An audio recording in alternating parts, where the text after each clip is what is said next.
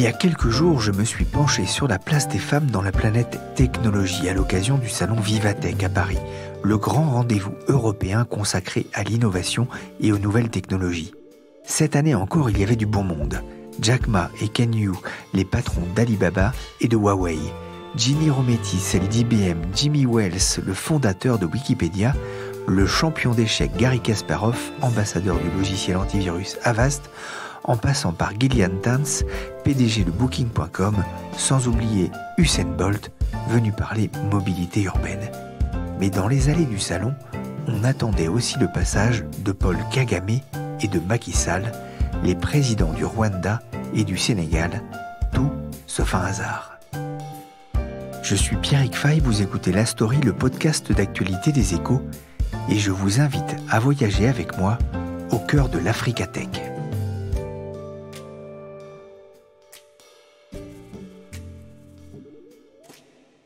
Elles étaient 160 startups africaines présentes au salon Vivatech, le symbole d'un continent qui a plongé à marche forcée dans l'innovation. Le Kenya, le Nigeria ou l'Afrique du Sud ont commencé à mettre en place de véritables centres de recherche et d'innovation, alors que la Tunisie, le Rwanda ou la Côte d'Ivoire veulent devenir des hubs à start-up, selon le site Talenteum Africa. L'Afrique de la tech bouillonne. C'est le constat que fait Guillaume Brégeras, chef du service start-up aux Échos. Bouillonnant, c'est le mot, Pierrick, puisque l'année dernière, 164 startups africaines ont levé un total de 1,16 milliard de dollars. On parle toujours des levées de fonds, mais c'est important de comprendre que ça résume et ça cristallise un peu l'attractivité des boîtes tech sur un territoire. Ce montant a doublé par rapport à 2017 et il a quintuplé en 5 ans. Donc on est sur une très très forte accélération des investissements tech en Afrique. Dans l'écosystème de la tech que vous rencontrez tous les jours, l'Afrique c'est vraiment quelque chose là aussi qui intéresse de plus en plus, ça bouge? Il commence à y avoir des start-upers français qui s'intéressent à l'Afrique, donc on commence à avoir certaines d'entre elles qui ouvrent des bureaux dans certaines zones de certains pays, et des investisseurs également qui misent de plus en plus de tickets et de plus en plus d'argent sur ces boîtes-là. On a une idée un peu fausse peut-être de l'Afrique. On n'imagine pas forcément tout ça. On n'imagine pas si on regarde de loin. En revanche, effectivement, les personnes qui y sont présentes depuis des années savent qu'un pays comme le Rwanda, par exemple, est extrêmement bien digitalisé, un peu comme l'Estonie peut l'être en Europe, a pris beaucoup d'avance, y compris face à des pays européens. Et vous avez des hubs comme en Afrique du Sud, au Nigeria, au Kenya, qui depuis des années, en fait, ont fait des sauts réellement quantiques d'un point de vue technologique, puisque partant de plus loin, et donc ont adopté des technos bien plus matures que les nôtres.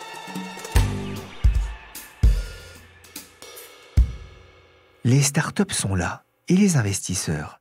Certes, ils ne sont pas encore légion, mais il y a tout de même des précurseurs comme Khaled Benjilani.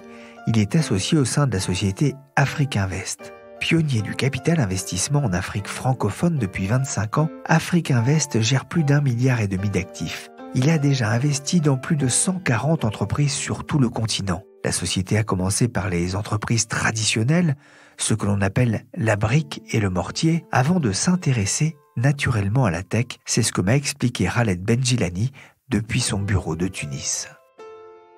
La tech, en fait, c'est venu un peu naturellement parce qu'en fait, au fur et à mesure qu'on a commencé à investir dans les entreprises traditionnelles ou matures, on a commencé à avoir un pipeline d'entreprises innovantes, peut-être pas au sens français ou européen ou américain du terme, mais innovantes localement, c'est-à-dire des entreprises qui apportaient des solutions innovantes aux problèmes africains. Et donc, naturellement, on s'est mis à vouloir investir dans les entreprises, en tout cas dans celles qui nous plaisaient. Et on s'est rendu compte qu'effectivement, ça devait se faire de manière différente. Et c'est de là qu'on a lancé d'abord un premier fonds innovation en 2002, d'ailleurs avec entre autres BPI comme investisseur, à l'époque ça s'appelait CDC-PME, un fonds qui a très bien marché. Et puis comme les choses se sont accélérées durant les dernières années dans le cadre de l'innovation en Afrique, on a décidé de doubler la mise et là de mettre carrément une équipe dédiée qui s'occupe aujourd'hui des investissements dans les entreprises innovantes ou dans les startups innovantes qui ont déjà commencé à générer des revenus de manière assez consistante, on va dire. Quel est le potentiel de la tech en Afrique pour un investisseur ? Alors, le potentiel, d'abord, il est mesuré par la croissance du continent. Parce qu'en fait, c'est un continent qui a le potentiel de doubler de taille au niveau de différents indicateurs, que ce soit des indicateurs démographiques, mais aussi d'indicateurs économiques. C'est un continent où il y a de très fortes poches de croissance sur certains secteurs, là où en fait il y a les plus gros gaps par rapport à l'Europe. Donc, par exemple, au niveau des infrastructures, que ce soit des infrastructures technologiques ou des infrastructures physiques, il existe un tel décalage aujourd'hui sur la capacité à pouvoir fournir le même type de service que, en fait, les services innovants ont une très forte capacité de croissance. Aujourd'hui, au niveau de toutes les solutions qui sont apportées au niveau de la logistique, au niveau de la distribution, au niveau de la mobilité, en Afrique, on a de gros problèmes aujourd'hui au niveau des transports de manière générale. Et donc, il y a plusieurs solutions innovantes aujourd'hui qui arrivent à percer et qui arrivent en fait à apporter des solutions soit aux sites e-commerce, soit aux personnes, soit aux entreprises, où ils leur apportent des solutions de traçabilité, des solutions d'utilisation de différents types d'outils de transport qui permettent en fait d'avoir accès à un service qui est nettement plus efficace que ce qui se fait aujourd'hui de manière traditionnelle par les entreprises de logistique ou les entreprises de transport urbain, par exemple. Afrique Invest a récemment investi dans 3 jeunes pousses en Afrique, Travel To Do, une agence de voyage digital en Tunisie, Esprit, un projet d'école d'ingénieurs en Tunisie également, une école qui compte 6500 étudiants, et Weberon, un éditeur de logiciels. 3 projets bien distincts. J'ai demandé à Ralen Benjilani comment il choisissait les entreprises dans lesquelles son fonds investit. Ça, c'est une bonne question. D'abord, on regarde les indicateurs de référence et on essaie de voir un trend. Par ailleurs, on essaie de comprendre à quel point ils sont sur un marché ou un segment qui est profond ou qui est dense. Ça, c'est quand même un indicateur important. Et puis, on regarde beaucoup la qualité de l'équipe et leur capacité à mettre en œuvre la stratégie. Et ça, c'est une observation sur un passé proche. Et on regarde aussi la capacité du modèle à être scalable, donc à pouvoir aller sur une croissance sans pour autant être très capitalistique.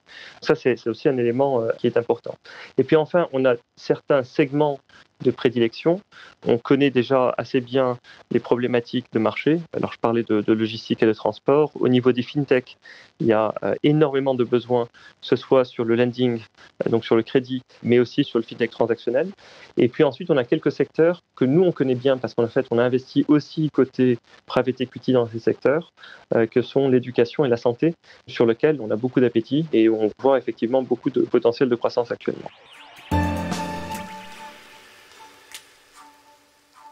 Ralen Benjilani évoque notamment les critères financiers importants lorsque l'on est investisseur. Mais il signale aussi le rôle du capital humain dans les startups.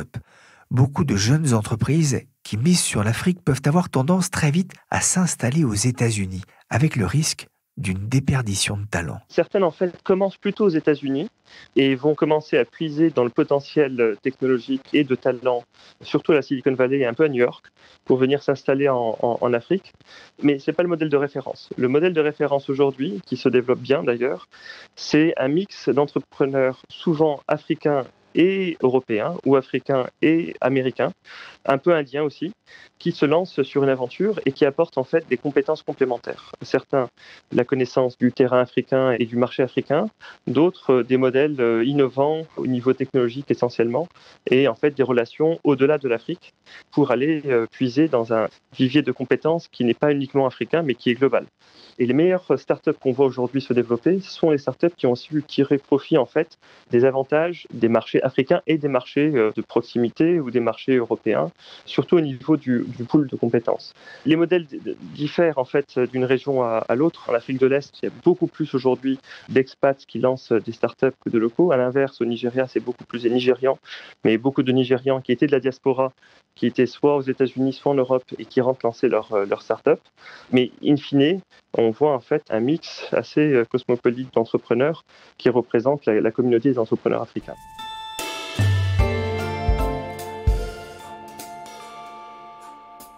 Afrique Invest n'est pas le seul acteur de la finance à s'intéresser à l'Afrique. Le spécialiste français du capital investissement Partech a lancé fin 2018 un nouveau fonds, Partech Africa. Objectif, être une plateforme de référence pour le financement de la tech sur le continent, dans l'éducation, la mobilité, la finance, la logistique ou l'énergie. Il comptait lever 100 millions d'euros, il en a levé 25 millions de plus. Tidjane Deme est associé chez Partech. Il co-dirige ce fonds tourné vers l'Afrique et j'ai commencé par lui demander s'il était surpris par l'engouement des investisseurs. Aussi bien notre levée de fonds que d'autres indicateurs montrent qu'il y a un vrai engouement des investisseurs pour la tech africaine. Après, je pense que c'est un mouvement de fond qui a commencé il y a déjà quelques années, parce que si vous regardez les rapports que nous avons publiés ces 3 dernières années, vous verrez que l'investissement dans la tech en Afrique est passé de rien en 2012, à peu près 40 millions d'euros, à 1 milliard de dollars, en 2018. Et cette tendance de fond, elle reflète aussi le fait que depuis plus d'une dizaine d'années, grâce à notamment des incubateurs, des accélérateurs qui sont installés sur le continent, les développeurs, les acteurs de la tech africaine sont très encouragés et se sont lancés dans des entreprises tech sur tout le continent. Et cela commence à faire des milliers de boîtes qui travaillent sur des sujets qui sont structurellement très intéressants et donc des grosses opportunités et qui donc, c'est normal, commencent à attirer des investisseurs. L'Afrique avait du retard en matière de développement d'infrastructures. Est-ce que c'est ce qui fait sa force aujourd'hui? Alors, je ne le dirais pas comme ça. Je pense qu'effectivement, le retard sur certains sujets crée aujourd'hui des opportunités pour la technologie. Par exemple, la plus grande catégorie d'investissement dans la tech en Afrique reste ce qu'on appelle les fintech, les services financiers, qui ont attiré l'année dernière 50% des investissements. Et effectivement, cela correspond à un très profond défaut dans l'accès aux services financiers en Afrique. Vous savez que le taux d'accès aux comptes en banque est très faible et donc où la technologie essaie de pallier à ces manques-là. Ce mouvement vers la tech correspond aussi à un développement de l'accès au smartphone et à l'Internet qui permet de faire ce qu'on ne savait pas faire dans la banque traditionnelle, de le faire désormais avec de la banque en ligne. Tidjane Deme, vous avez été le directeur général de la zone Afrique francophone chez Google pendant près de 10 ans. Vous aviez alors 34 ans. Google, c'est une start-up qui a réussi. Est-ce qu'il existe un potentiel important pour l'émergence de leaders mondiaux sur le continent? Je l'ai toujours dit, je le maintiens. Je crois qu'il y a une opportunité pour les entrepreneurs africains parce qu'ils s'attaquent à des problèmes qui sont communs non seulement au continent mais au marché émergent, de construire des gros champions régionaux. Évidemment, cette opportunité pour qu'elle se réalise, cela va dépendre de ce qu'on sait faire aujourd'hui en accompagnement de ces entrepreneurs et de ce qu'on sait faire pour permettre à ces business de se développer sur un continent qui est finalement très fragmenté. C'est vrai qu'on a 1,2 milliard d'habitants, c'est vrai qu'il y a une opportunité très large sur le continent, mais faire du business et grandir son business d'un pays à l'autre, de la Côte d'Ivoire au Ghana, du Kenya en Tanzanie, reste toujours un peu compliqué. Avoir accès à l'investissement nécessaire pour agrandir un business à ce scale-là reste toujours compliqué. Les montants dont nous parlons aujourd'hui dans l'investissement semblent élevés, mais ils restent relativement faibles quand on les compare à ce qui se passe juste en France. Donc oui, l'opportunité est là et ce n'est pas un hasard si les grands acteurs comme Google, Facebook, Uber, maintenant Amazon s'intéressent tous au continent. Est-ce que les startups africaines arriveront à saisir cette opportunité pour construire des champions? C'est le sujet sur lequel nous travaillons à Partech tous les jours.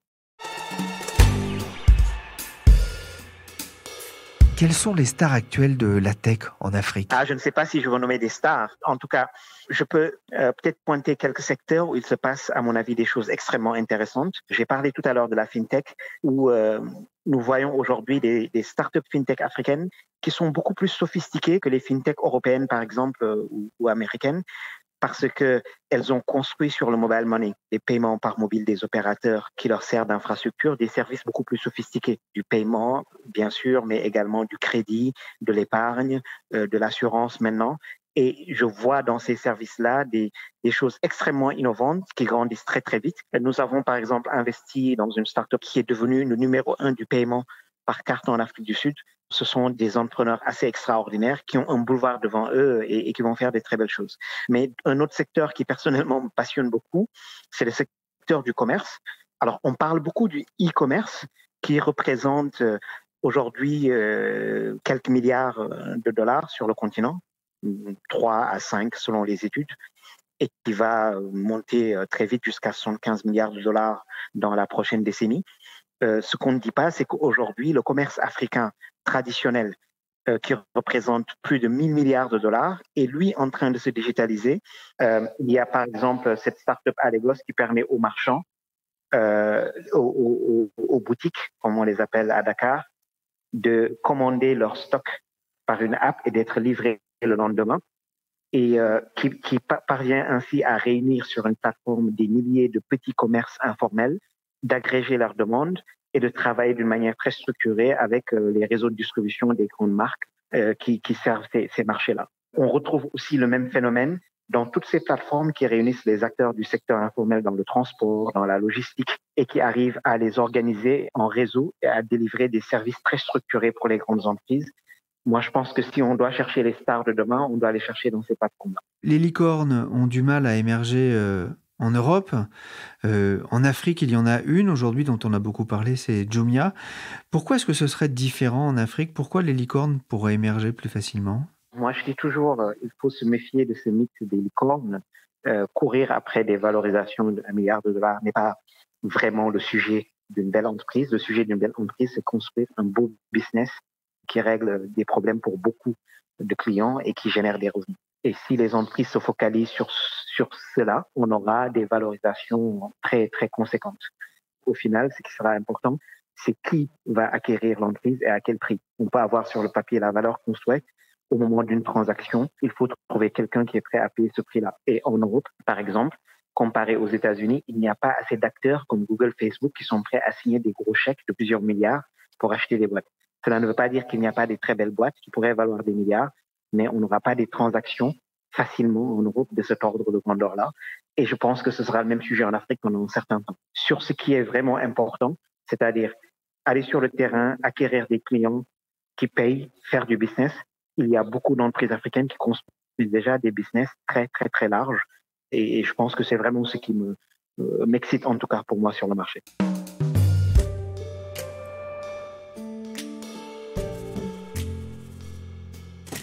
En France, créer une start-up, c'est déjà une aventure particulière. Et je me suis demandé comment c'était en Afrique. Quels sont les problèmes que l'on rencontre et les atouts? J'ai donc contacté par Twitter les créateurs de Duel. Duel fait partie des 10 startups finalistes du programme Afrique Excel, un programme d'accélération de startups francophones créé par Deloitte Afrique en partenariat avec la Banque mondiale et Venture Capital for Africa. On s'est donc donné rendez-vous aux Échos juste avant la tenue du salon Vivatech avec Serge Boubda, cofondateur de la société. Duel, comme vous pouvez imaginer, ça vient un peu américanisé ou occidentalisé, mais du mot Dioula, qui est le commerçant en Afrique de l'Ouest. Duel, c'est donc une app qui permet aux petits commerçants de pouvoir mieux gérer son business et gagner plus facilement de l'argent. Comment? En lui donnant la facilité d'accepter tout moyen de paiement, de pouvoir, par ce truchement-là, avoir tous les clients possibles et faire des transactions avec eux, et payer facilement ses fournisseurs. Avec un téléphone, pas seulement une carte bleue, et bien sûr, l'argent liquide, ça, il ne nous a pas attendu, mais bien sûr, les téléphones et les cartes, voilà. Comment est venue l'idée? Je suis un ancien banquier, je suis camerounais, je suis africain, j'ai voyagé pas mal dans la plupart des pays africains. Il y a un truc qui touche beaucoup les Africains quand ils rentrent, c'est que vous redevenez non bancarisé. Votre carte ne fonctionne plus. Enfin, il y a un distributeur tous les 10 km. Bon, j'exagère un peu. Il y a un truc très bien qui existe aujourd'hui qui s'appelle le mobile money. C'est de la monnaie électronique sur le téléphone. Et nous, on trouvait que le petit commerçant est toujours un peu oublié dans l'affaire. C'est très facile de transférer de l'argent de vous à moi, etc., etc. Mais l'expérience chez le commerçant était toujours un peu compliquée. On doit toujours aller retirer de l'argent avant d'aller payer, ce qui paraît un peu bizarre. Donc, on s'est dit qu'il manquait quelque chose là. Et on a demandé à pas mal de commerçants comment ça fonctionnait, quelles étaient leurs problématiques pour pouvoir accepter des paiements électroniques. Et Duel est né. Oui, parce que quand on regarde sur votre site internet, on voit bien que vous ne vous adressez pas aux hypermarchés, aux supermarchés, mais vraiment à une station-service, à un vendeur d'objets du quotidien, par exemple. Alors, il y a un truc qui est très amusant, c'est que, bon, déjà en Afrique, 65% de l'économie est encore informelle. Beaucoup des petits commerçants ou des commerçants sont le monsieur au coin de la rue qui se fait livrer par un gros distributeur alimentaire, de produits de grande distribution ou téléphonique, par exemple, et qui revend à l'unité ou par petits bouts aux gens du quartier. Donc, beaucoup de notre économie, beaucoup de notre vie quotidienne est chez le petit commerçant du coin. Pas tellement dans les hypermarchés. Alors Duel, c'est donc une application, vous êtes une start-up au Cameroun. C'est facile de trouver de l'argent quand on a une idée comme ça? C'est facile de trouver l'argent nulle part, dans n'importe quel pays. Faire une start-up, ou en tout cas démarrer un projet en Afrique, c'est un peu plus qu'ailleurs, mais c'est un combat. C'est d'abord une grosse conviction. Après, effectivement, on commence à convaincre que ça marche, qu'il y a quelque chose qui se passe, et on essaye de franchir des étapes toujours un peu plus grandes.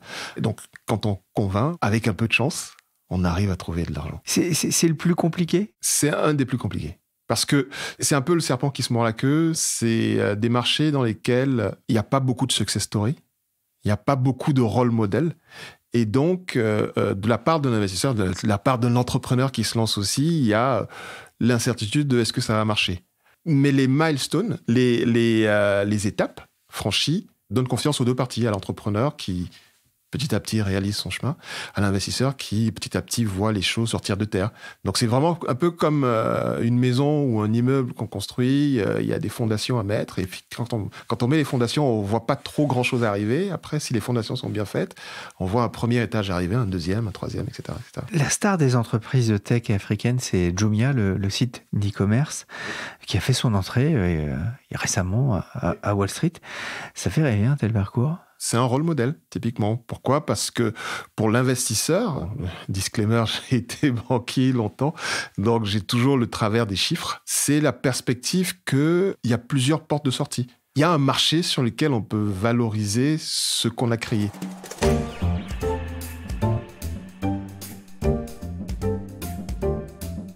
Merci à Serge Boubda, à Tidjane Dem et Khaled Benjilani pour cette immersion dans l'Africa Tech. Merci aussi à Guillaume Brégeras des Échos pour son éclairage sur ce continent fascinant. La Story, le podcast d'actualité des Échos, s'est terminé pour aujourd'hui. L'émission a été réalisée par Nicolas Jean et Adèle Itel avec Michel Varnet et Jean-Philippe Louis. Vous pouvez retrouver les podcasts des Échos sur votre plateforme de podcast préférée. Et si vous l'avez raté, écoutez notre émission récente sur les femmes de la tech. Pour l'actualité en temps réel, c'est sur leséchos.fr.